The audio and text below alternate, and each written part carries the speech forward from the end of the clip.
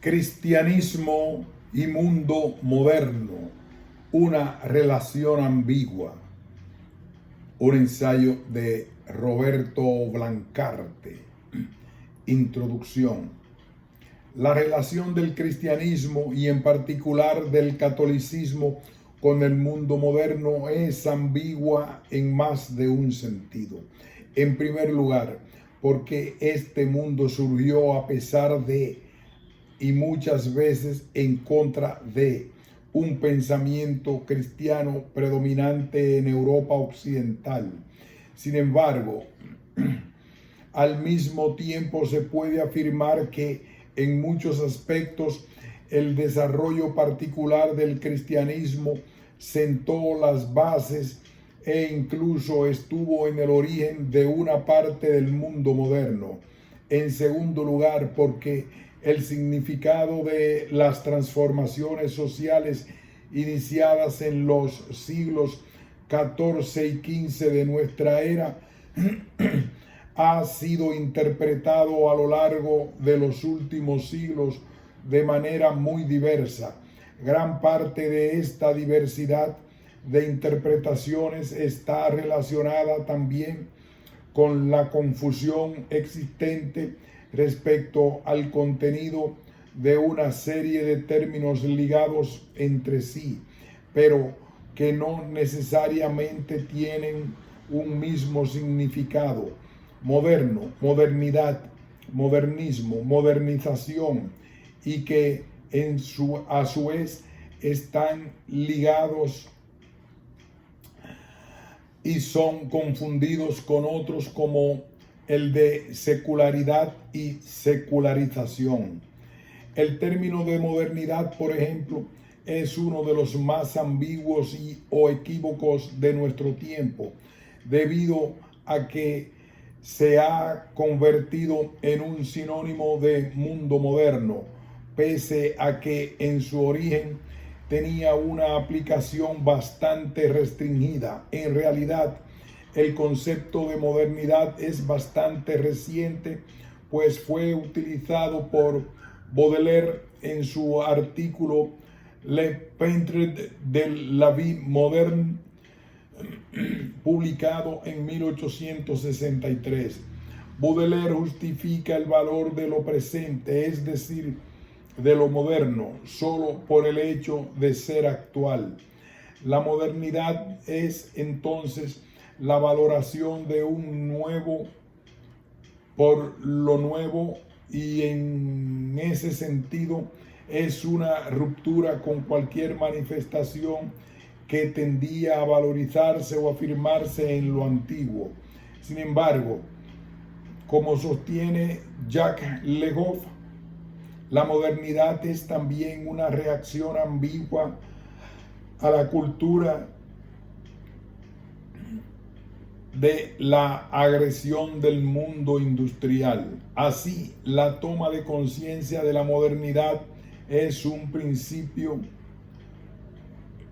de la afirmación de la razón y de la racionalidad contra la autoridad o la tradición. No obstante, la modernidad es también, particularmente desde la segunda mitad del siglo XIX, la reacción de lo místico y contemplativo, de lo emotivo y artístico frente a la intelectualidad y la revolución tecnológica. Así que incluso el término modernidad es bastante ambiguo, pues representa en sí una manifestación del mundo moderno, pero a la vez es una reacción contra ciertas manifestaciones del mismo. Es interesante señalar también que desde otra perspectiva, la Iglesia Católica se convierte en una de las instituciones que con mayor medida rechaza los productos de ese mundo moderno y que no cesa de combatirlo hasta nuestros días.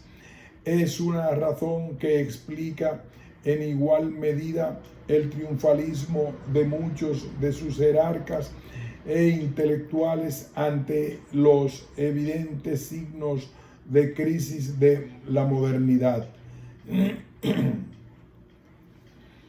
La Iglesia y lo moderno.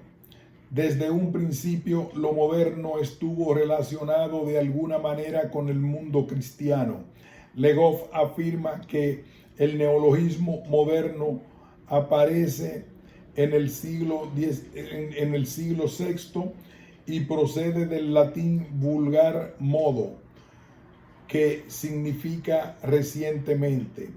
Sin embargo, aunque dicho término se utilizaría en los siglos subsecuentes, particularmente entre aquellos que rompían con la escolástica aristotélica del siglo XII, no sería sino hasta el siglo XIV cuando Marsilio de Padua, uno de los primeros teóricos de la separación Iglesia-Estado, en su escrito de 1324, Defensor Pacis,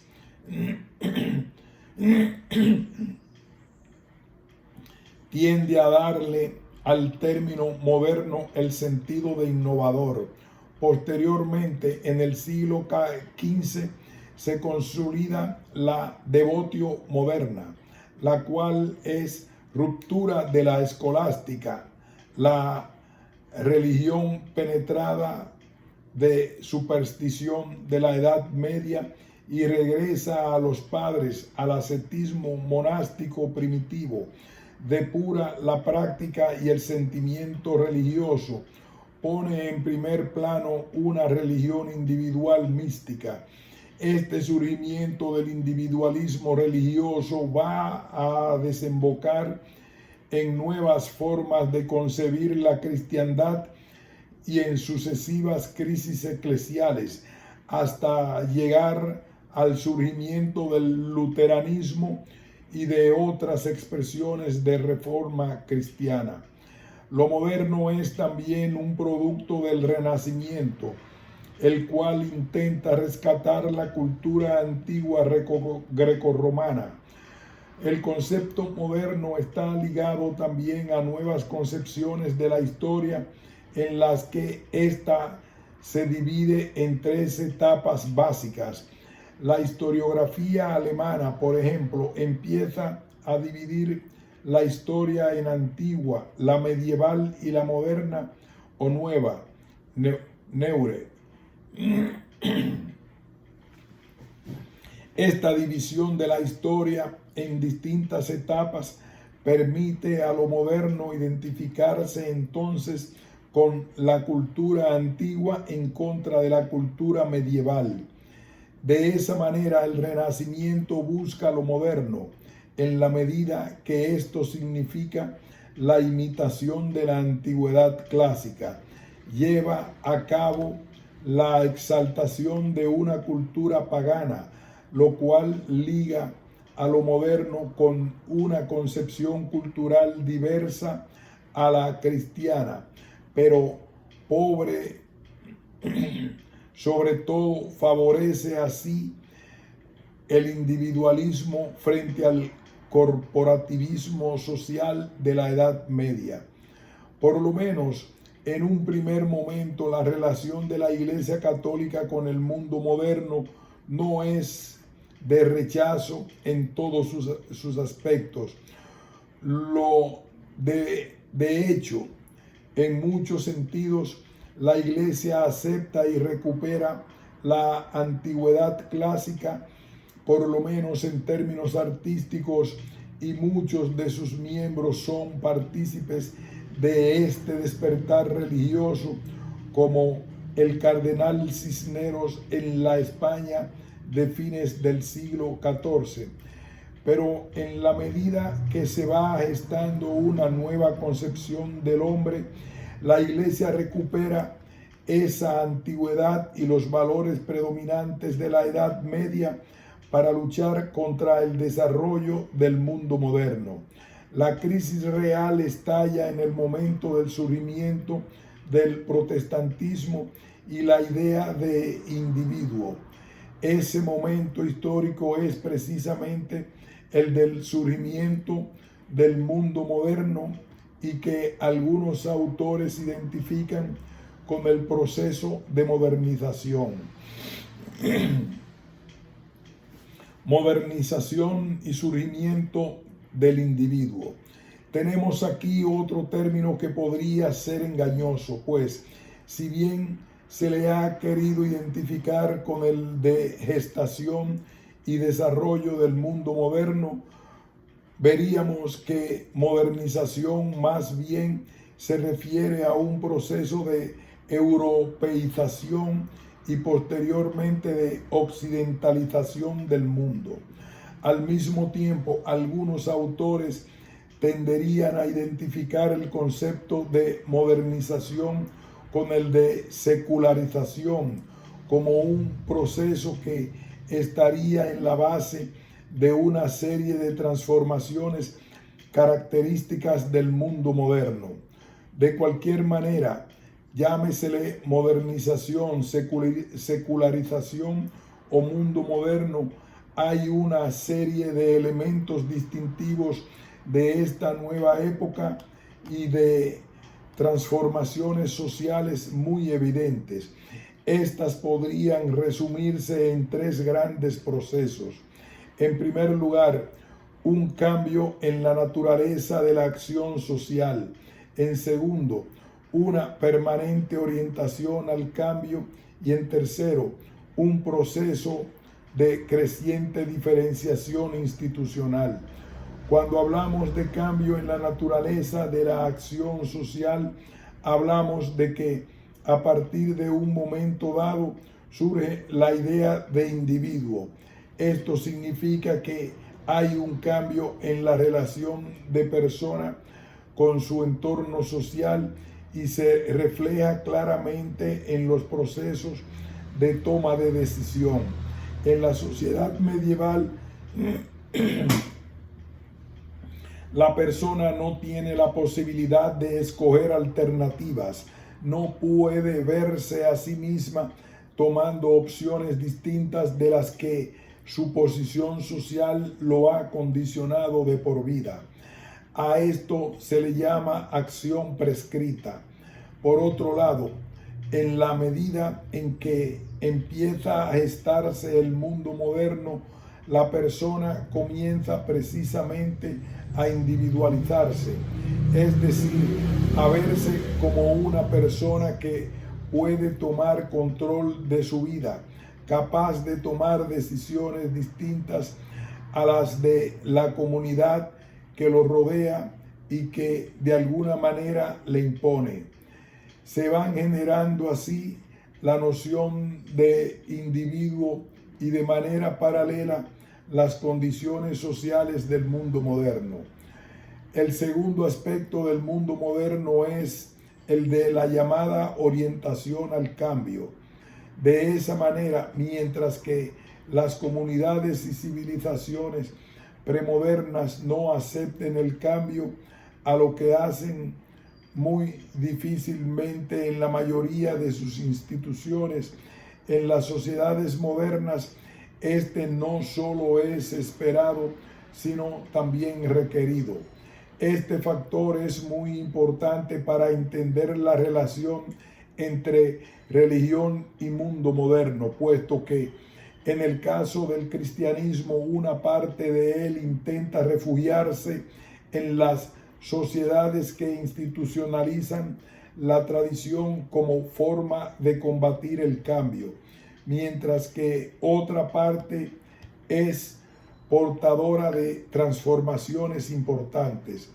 Al respecto, mucho tiene que ver también el enfoque que se tenga acerca de la religión, de su definición misma y de su relación con el proceso de secularización.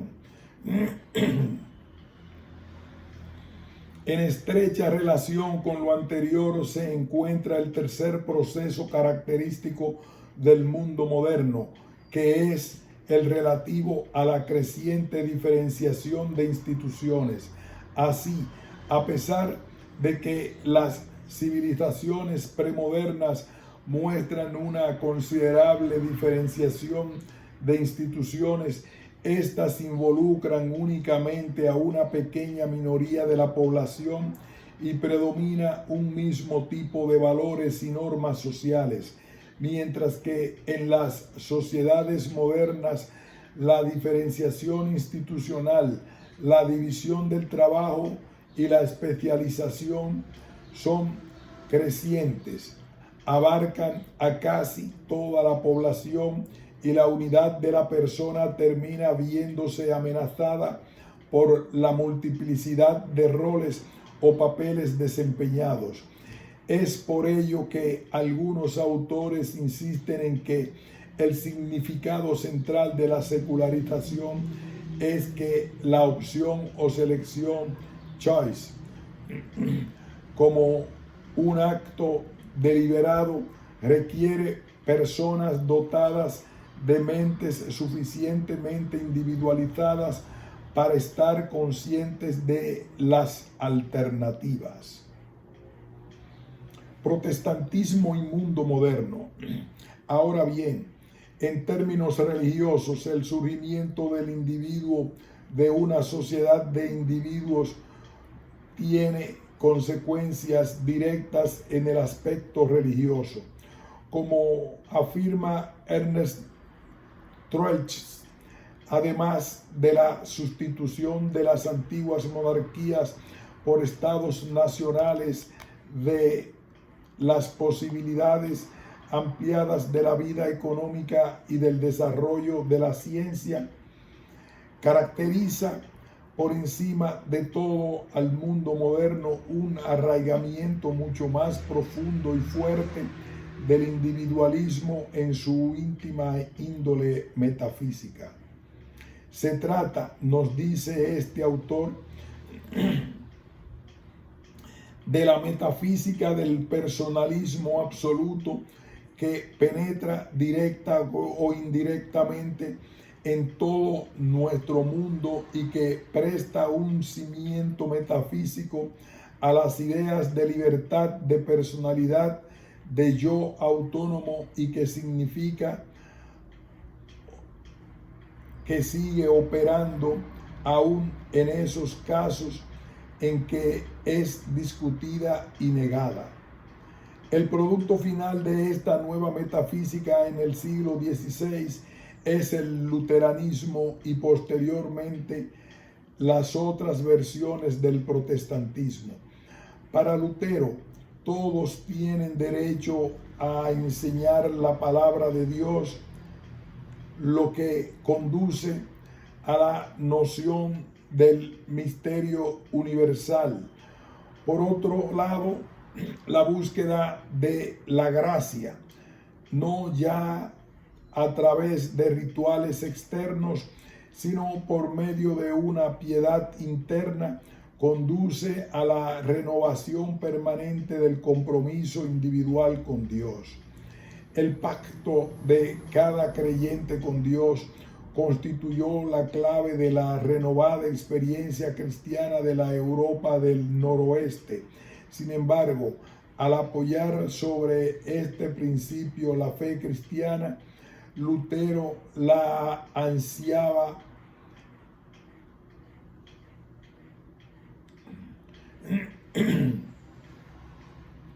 el pacto de cada creyente con Dios constituyó la clave de la renovada experiencia cristiana de la Europa del noroeste. Sin embargo, al apoyar sobre este principio la fe cristiana, Lutero la anclaba en la energía ética individual y hacía de cada creyente el responsable autónomo y directo de su propia salvación.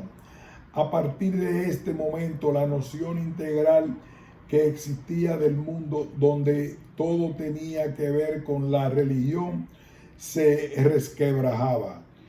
Las creencias pasan a ser un asunto que pertenece esencialmente a la conciencia individual. Esto, aunado al proceso antes señalado de la creciente diferenciación institucional y a la especialización de funciones, culmina con las concepciones integrales del mundo. A partir de entonces, lo religioso se considera como una esfera más de la vida, distinta y separada de los ámbitos sociales y políticos. No significa esto que los protestantes no conduzcan su vida de acuerdo a principios éticos y religiosos. De hecho, en muchos sentidos es mayor por la búsqueda permanente de un estado de gracia, sino que el reconocimiento de estas esferas otorga una autonomía a lo secular y al mundo de lo social, que permite el establecimiento de una separación más efectiva entre lo temporal y lo religioso. Entre todas estas cosas, es precisamente contra esta creciente marginación de la esfera religiosa al ámbito privado y su diferenciación de la esfera social y política, de esta aceptación protestante de la autonomía de lo temporal, que se revela la jerarquía católica. Y más allá de eso, desde el surgimiento del protestantismo, lo moderno empieza a ser considerado por la Iglesia Católica como un fenómeno negativo y como la raíz de todos los males. Se empieza a anatemizar así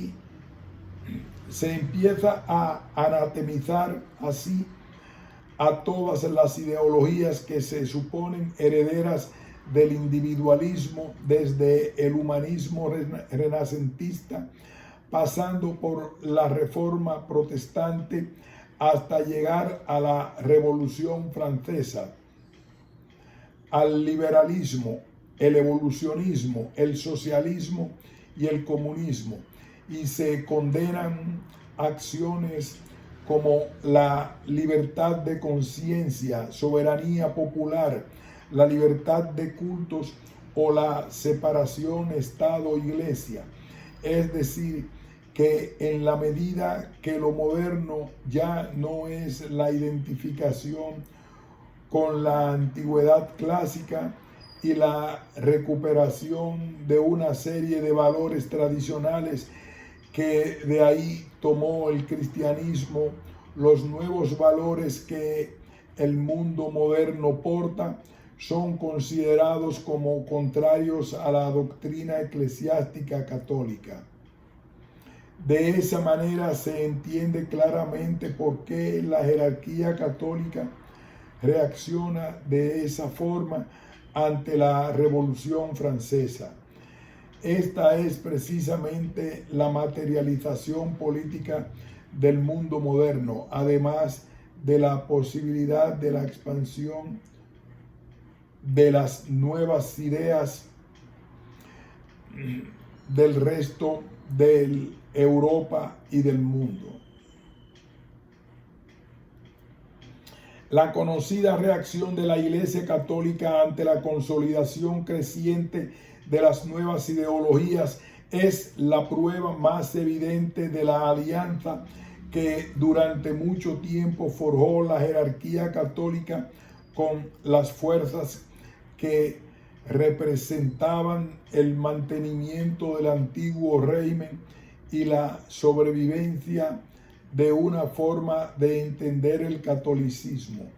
Entre los siglos XVII y XIX, la Iglesia Católica se decide por la tradición y por el rechazo al cambio, particularmente aquel que traen los tiempos modernos. En otras palabras, a partir de esa época, la Iglesia se define antimoderna. El documento que mejor define esta posición es el famoso Sílabus o resumen de los principales errores de nuestra época, que se señalan en las alocuciones consistoriales, encíclicas y otras cartas apostólicas de nuestro Santo Padre el Papa Pío IX. coadyuva a la anterior definición el giro que entre tanto ha tenido la concepción de lo moderno.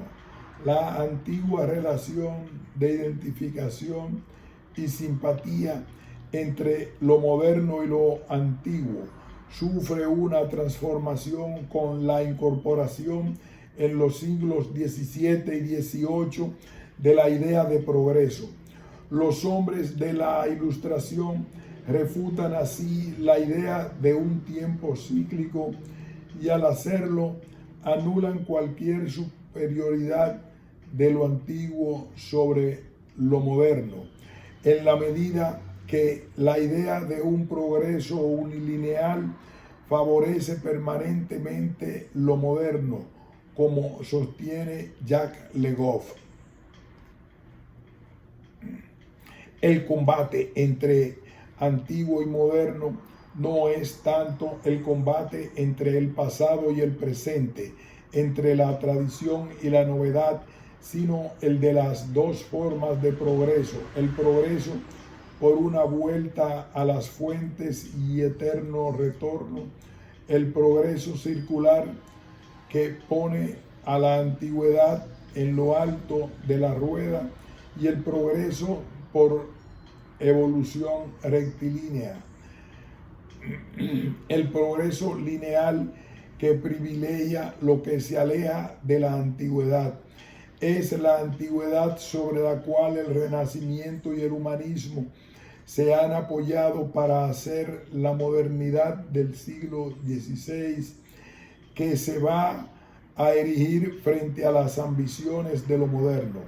Lo moderno va a ser llevado a considerarse como antihumanista, tomando en cuenta la casi identidad entre humanismo y amor por la única antigüedad válida, la grecorromana.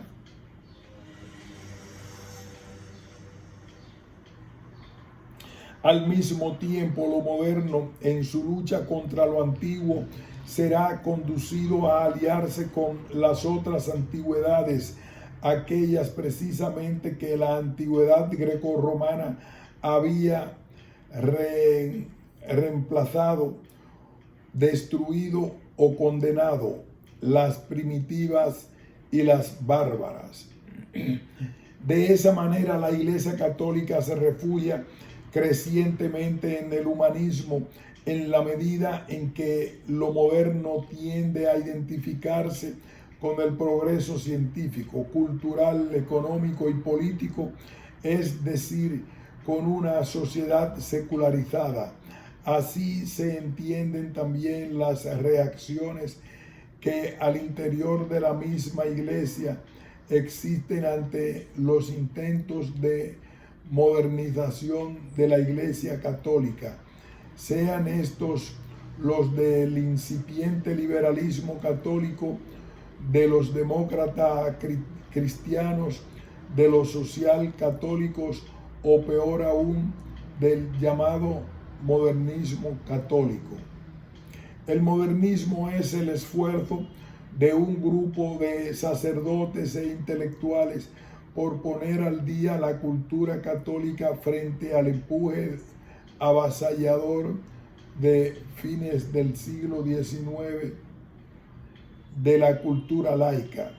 En particular, estos hombres forman una corriente de opinión, aunque no un movimiento organizado, y están preocupados por el atraso de la Iglesia en el campo científico que se hace necesario cubrir para entender el desarrollo del espíritu humano. Sin embargo, a mediado plazo, esta cuestión trae aparejadas otras más espinosas, como el problema de la conciliación entre la autoridad de la Iglesia y las exigencias de una autonomía, así sea relativa, del trabajo científico. Aquellos que piensan en la necesidad de que la Iglesia se adapte a su tiempo se encuentran en toda Europa. Tyreil, von Hugel, Murray. Pero el centro de la tormenta está definitivamente en Francia. Batifolles, Lagrange, Grandmaison, Leroy, La Bertunier, Blondel y el más conocido y por lo mismo más perseguido, Loisy.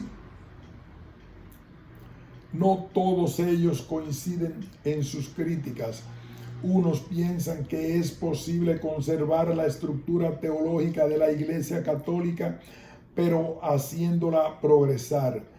Hay otros que consideran que la conversión intelectual hace indispensable una revisión profunda de las ideas imperantes y un cambio en el aparato intelectual de la Iglesia.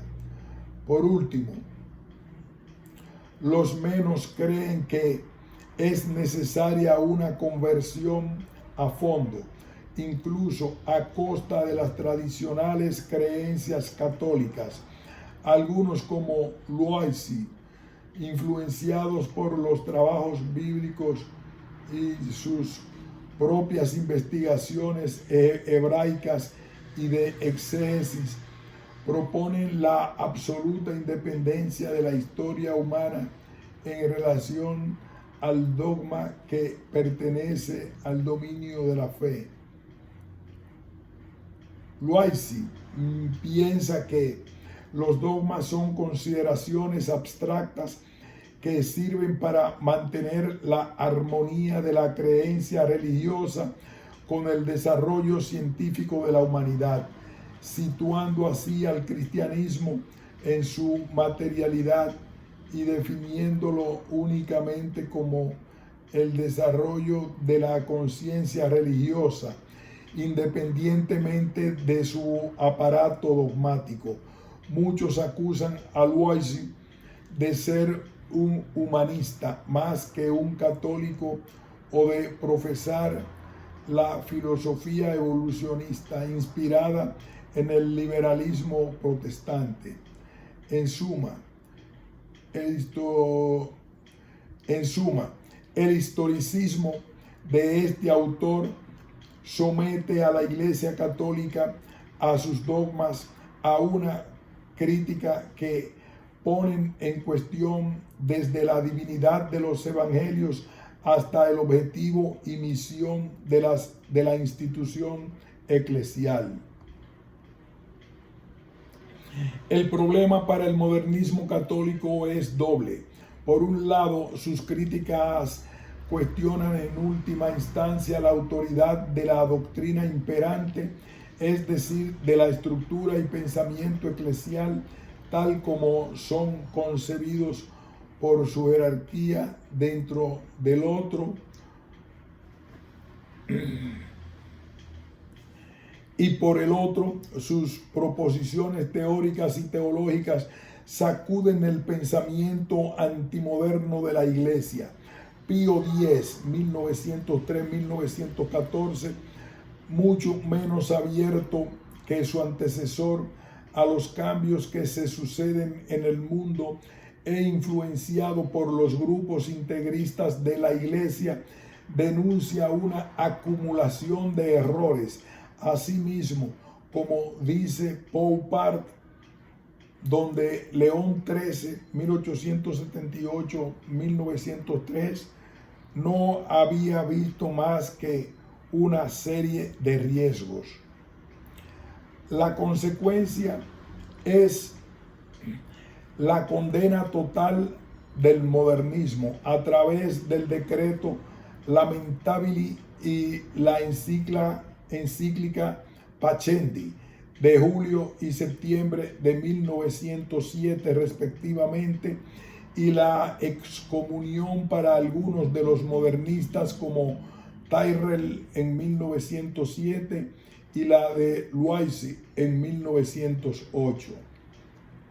Habría de transcurrir medio siglo para que otro papa, Juan XXIII, decidiera convocar a un concilio de la Iglesia que finalmente revisaría muchas de las tesis antimodernistas y buscaría adaptar la Iglesia Católica a los signos de los tiempos. El Concilio Vaticano II aparece entonces como un debate entre los pastores católicos en el que curiosamente se relegitiman algunas de las ideas que se condenaron a principios del siglo. Pese a esto, habría que tener muy claro el siguiente punto. El Concilio Vaticano II no significa para la Iglesia Católica una asimilación de la modernidad, sino simple y sencillamente una especie de incorporación de un mejor instrumental, de mejores herramientas para combatir al mundo moderno. El concilio no es, por lo tanto, una adaptación de la Iglesia Católica al mundo moderno, ni mucho menos una aceptación de lo que éste significa. Por el contrario, es una búsqueda de nuevos medios de combate y una reafirmación de los valores eclesiales ligados todavía a una concepción más comunitaria y corporativa que la individualista de la sociedad. A manera de conclusión, lo que nosotros llamamos comúnmente secularización no es más que el impacto de la modernidad sobre la religión. La definición de este proceso, de su significado y contenido, ha sido tema de un largo y profundo debate entre los especialistas que todavía no termina. Intentar eliminar y comprender el fenómeno puede sin duda ayudarnos a entender la compleja relación entre cristianismo y mundo moderno. Algunos autores como David Martin se niegan a ver la secularización como la consecuencia mecánica de la urbanización, la industrialización y el cambio tecnológico, y señala el error de observar la oposición entre sociedad tradicional y moderna como algo absoluto.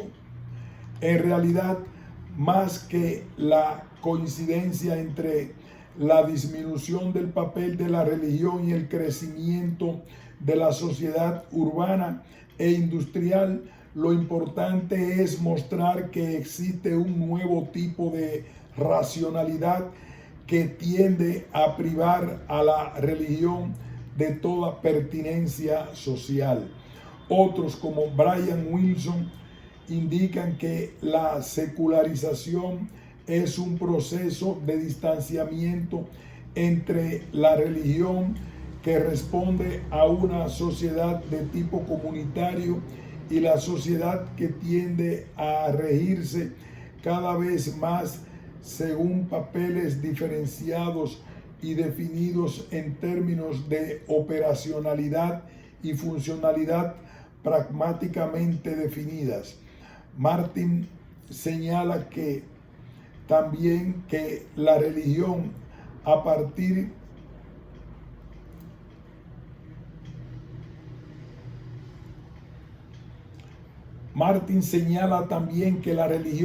partir de un cierto momento histórico ya no es más lo que le da sentido de manera inmediata a los hechos de la vida, lo que conduce a una privatización de la vida religiosa y al carácter voluntario de la adhesión religiosa, es decir, a la transformación de las agrupaciones religiosas en sociedades voluntarias.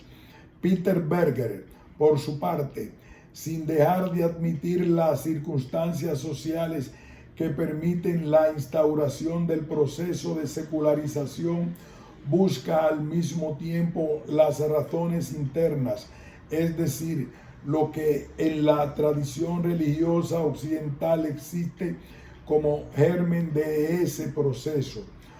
Siguiendo la tradición weberiana, Berger presenta la Reforma Protestante como un fenómeno que se enraiza en los fundamentos mismos de la tradición bíblica.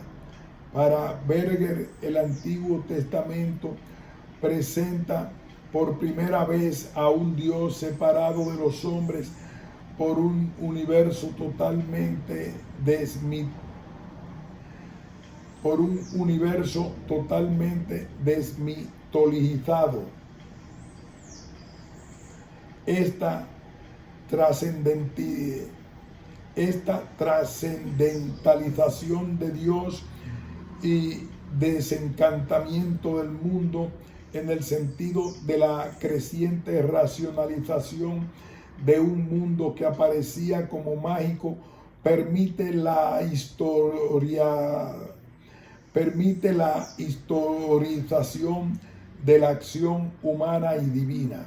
El equilibrio de lo sagrado y lo profano se rompe y se desarrolla el germen de la secularización que llega hasta sus últimas consecuencias en la Reforma Protestante, es decir, en el proceso que antes señalamos de individualización de la religión y al que la crisis de identidad de las iglesias como portadoras de los sistemas simbólicos integradores de la sociedad.